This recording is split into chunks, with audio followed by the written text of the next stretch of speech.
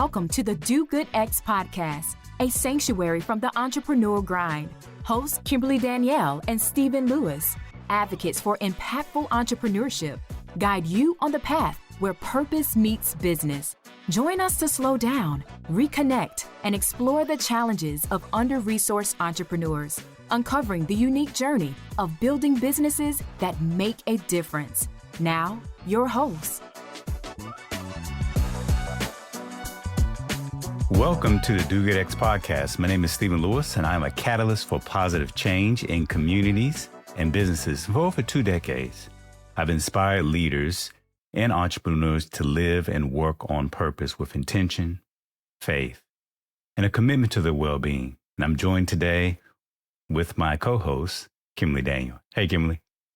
Hi, Stephen, and welcome everyone. My name is Kimberly Danielle, and I am a communication strategist, a coach, and a community builder who comes from generations of faith-driven leaders and entrepreneurs who believe that our purpose should drive us to contribute to the common good. If you have been tuning in, you would have noticed, that we are kind of focusing on topical areas over a series of episodes. And our next series is going to be focused on well-being.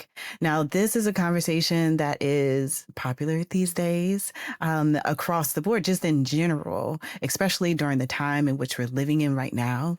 But we specifically want to talk about this for entrepreneurs. It is not a lost conversation. It is not something that is going to get old. It is something that we absolutely need. And so, when we think about how do we rewrite the narrative of the entrepreneurial journey, because it is written as if you should always be hustling, you should always be grinding, you should always be doing that in order to be successful. And that's not what it necessarily looks like or has to look like. We want to talk about, journeying through entrepreneurial grief, loss, and change, because all of those are a part of the journey, not just your personal journey as you are a founder in your own personal lives, but those are things that you can also experience in the journey of entrepreneurship with your specific business as you pivot, as you iterate, as you have to make changes, as you shift from team members. Those are all things you experience. And it is so important to prioritize joy, play, celebration. Just when I'm thinking about this initially, there's so many stories I can think of, but one that just comes to mind. I'm not going to get in depth into her story, but we do have someone that's in the Do Good X community who is co-founder of a thriving business. The business is around 7 years old, and she took the courageous steps. Now, I say courageous because when you're an entrepreneur, this is taking some courage. She took the courageous steps to take care of herself, take 30 days off to take care of her own mental health. And I know that's a struggle for entrepreneurs to even take a day off. And in her doing that, taking that break to take care of herself, her mental well-being, she confronted unprocessed trauma. She confronted her own grief and her own healing. And because of that, it resulted in her stepping down from her business and shifting to some entrepreneurial venture that aligns with where she is now and gives her the opportunity to create the type of rhythms that helps her to take care of herself. And so, she talks about self-care not being optional, and that the previous forms of her self-care were rooted in distraction versus decompression. Think about that. Distraction versus decompression. And that can lead to burnout. So just as I talked to her, as I just read her own reflections, it was really thoughtful. And it just emphasizes that this is the reality that we have to care for ourselves, because if we don't, it affects us, obviously, our relationships, our business, teams that we manage within our business, and so much more. So how we care for ourselves is a direct connection to how we show up in all spaces and places. And I know this is, you probably have tons of thoughts and stories, Stephen, that come to mind for you as well. But, this is just an important conversation for us to have and to continue having. Yeah, it is. I mean, I think at the end of the day, our health is our wealth. And I'm talking about wealth in terms of your well-being. And I think, what I would also say is that our net worth is tied to our wealth work, which is how do we actually care and protect for our health? I mean, the thing is that you are your greatest asset when it comes to your business. And if you don't take care of that number one asset, then your vision for what you might do and how you might do it and what you want to see in the world, it will be fraught with all types of hardships and pain or whatever. And so I think, there's this idea that, I'm gonna work now and I'll sleep later. But the reality is that if you are moving and working in the ebb of flow and purpose and a sense of that, there's enough for everybody with regards to what you need in order to do what you want to accomplish in the world, then you're oriented in the world differently. The way in which you approach your business is something totally different. And so I think, it's really important. And the invitation here is really to kind of rewrite the narrative of what a successful founder is. I think that the myth of the hustle culture and equating this with productivity and success is just laden with all types of fallacies. And it also can result in you not tending to your own health and well-being, which can cut short the vision of which you actually plan. I mean, we see this in just one of the stories of Catherine Finney, who is one of our guest speakers and a person that we kind of admire from afar. But, one of the things that she oftentimes says is that hustles can build companies, but it also can destroy the person who dreamed them up. So building a life that you don't have to recover from is essential. It's important. There's no, I think, value in building the company if you're not here long term to actually see that company to its fullest potential in that regard. So living into this myth can lead to burnout. It can lead to potential health issues and a disconnection from yourself, your loved ones, and your faith, and create a kind of disequilibrium in terms of your relationship with other things that are important in your life. So the invitation is really to reframe success in terms of sustainability over speed, or the narrative of you always have to be the one who's on. Think about the ways in which you can engage in integration, blend in work and life harmony with intention, and then also think about being purposeful, being attending to your inner peace, attending to the feelings that align when you explore and experience challenges within your business or in your life. And so one of the things I want to, as you think about these invitations, I want to share just a brief story of a founder who took a break, returning back to Catherine Finney. She's a really good example because in September 2023, she had shared on her social channels that, she was keynoting at major conferences, running her own business, venture fund, being a super mom, and all that drove her straight to the ER because of a hypertensive in crisis. And the doctor said to her, "You'll be dead in 2 years if you keep going like this." And so she had spent her whole lifetime building and funding companies, movements, and ecosystems. But the one thing that she had not attended to in terms of building that mattered mostly was herself. So sometimes the most powerful businesses move that you can make is to start with yourself. Start with the most important asset in your business. It involves reclaiming your joy as a business strategy for her. And she used kind of this metaphor of this idea of kind of technology stacks, where you have a stack of technologies that you use within your business. She turned around and thought about that in terms of her emotional stack, her physical stack, and her financial stack. So just taking emotional stack as an example, one of the things, Catherine said was that it all starts with your inner world, your emotional stack. Because if you're not good inside, nothing else matters. And we all know that, right? And so one of the things that she says, you have to let go of what no longer serves you. For her, she had to invest in therapy and coaching because they're two different things and they both matter.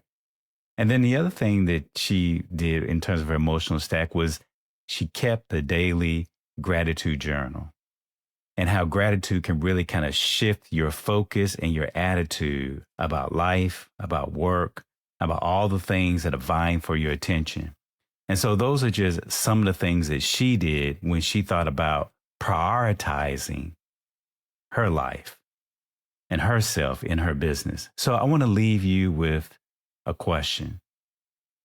What are your greatest assets for your business?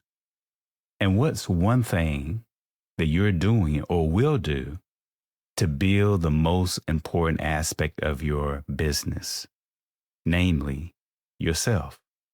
That's a really good question.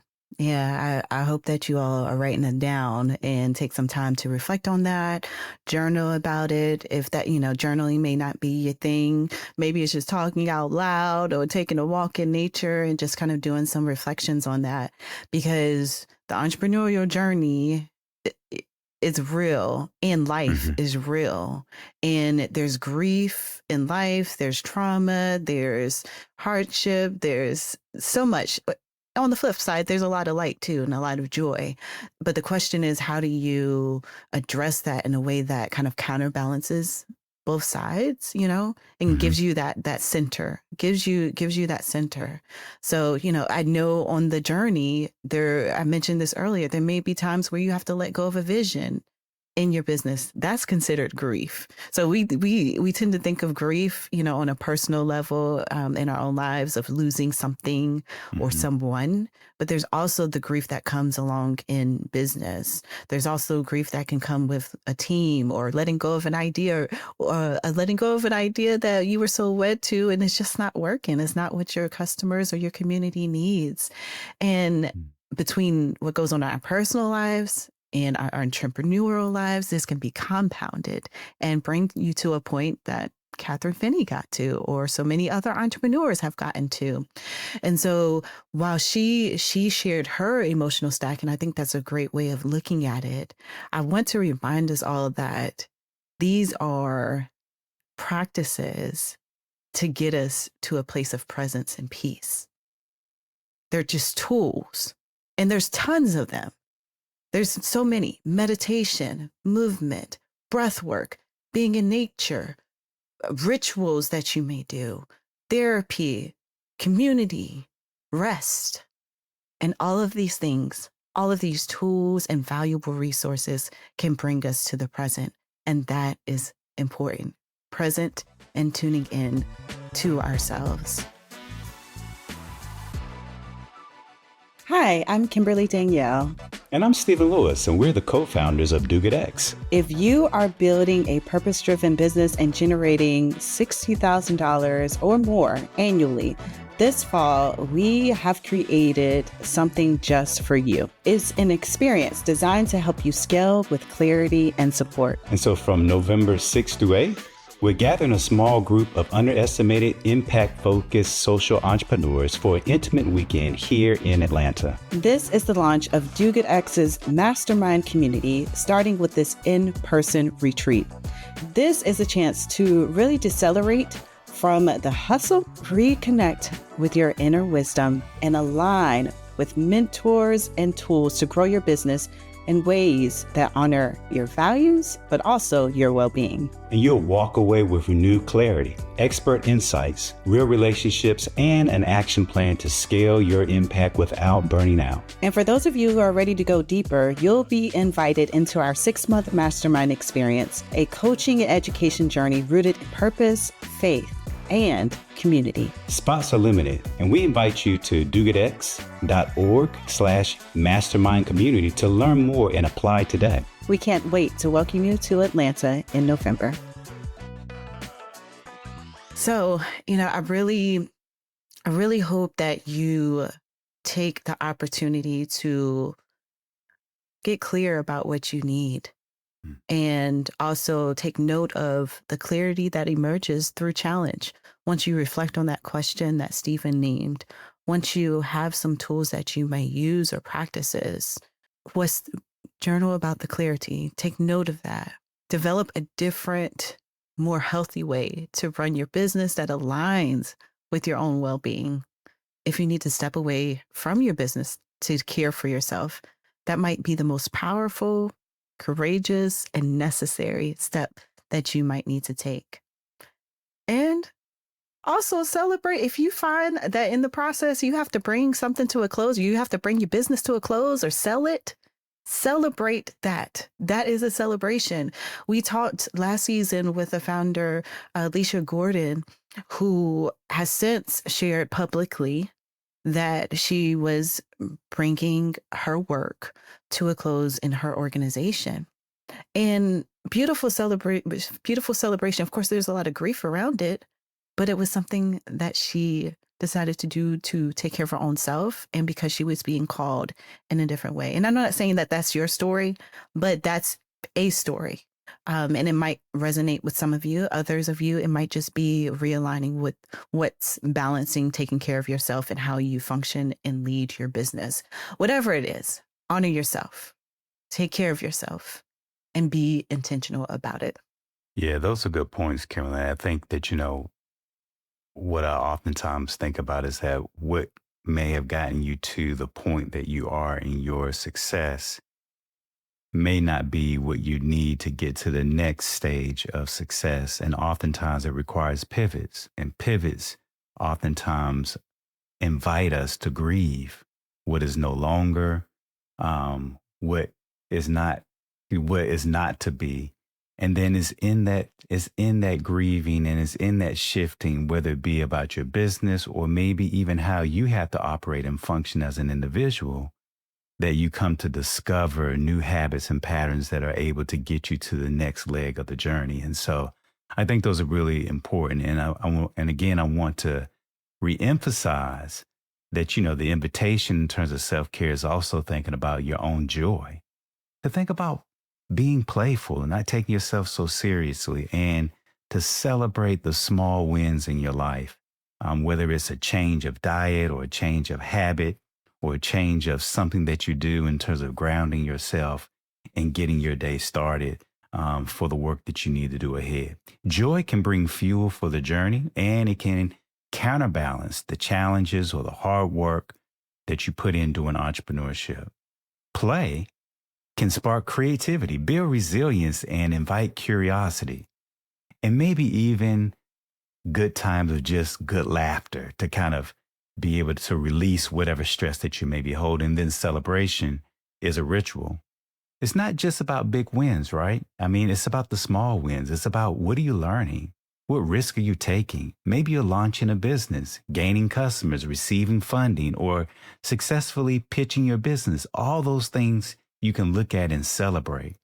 And I think, again, the invitation is to think about how you can build rhythms of joy, play, and celebration that brings light, inspiration, and resilience to your entrepreneurial journey. Yeah, that's good. That's good. And I know we're posing a lot of questions here, but they are good questions to be intentional about thinking on and reflecting on. And of course, I'm going to follow that up with another question of what if? What if you chose wholeness yourself over hustle, and to make room for not just building and scaling, but for what you are experiencing, whether that's grieving what has been lost, celebrating what has been achieved or survived, and inviting joy in. What if success doesn't have to cost you your well-being, and you get to define, just like you get to define everything in your life, you get to define and create what success looks like on your entrepreneurial journey, and to make space for the fullness of being human, because we are not machines. As much as systems may want to make us machines, we are not machines. We are humans. And so we have to care for our wholeness in being human. Yes. And at Do Good X, we see this as work that we're committed to, supporting purpose-driven founders who are building boldly and living fully. So if you're looking for a community that honors your well-being as much as your vision, come join us. You don't have to do this alone. You can learn more and connect with us at dogoodx.org. I hope that you honor yourself, you take care of yourself, and we hope that you'll tune in into the next episode. And until then, be well and do good. Do good. Thank you for listening to the Do Good X podcast. To continue the conversation or access our resources, visit www.dogoodx.org. Join us again for conversations that will nourish your soul, ignite your dreams, and empower you to build an impactful business, one intentional step at a time. Until then, keep striving, thriving, and doing good.